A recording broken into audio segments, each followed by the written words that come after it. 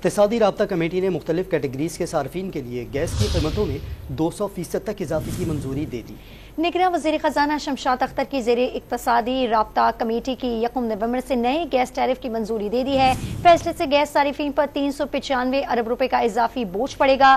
گھریلو صارفین کے لیے گیس ٹیرف میں 172% تک جبکہ دیگر کیٹیگریز کے لیے قیمتوں میں 200% تک اضافے کی منظوری دی گئی ہے۔ پروٹیکٹڈ صارفین کے لیے فکسڈ ماہانہ چارجز 10 سے بڑھا کر 400 روپے کیے گئے ہیں۔ قیمتوں میں اضافے کی حتمی منظوری وفاقی کابینہ سے لی جائے گی۔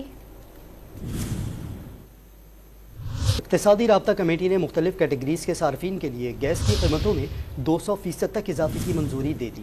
نگراں وزیر خزانہ شمشاد اختر کی زیر اقتصادی رابطہ کمیٹی کی 1 نومبر سے نئے گیس ٹیرف کی منظوری دے دی ہے۔ فیصلے سے گیس صارفین پر 395 ارب روپے کا اضافی بوجھ پڑے گا۔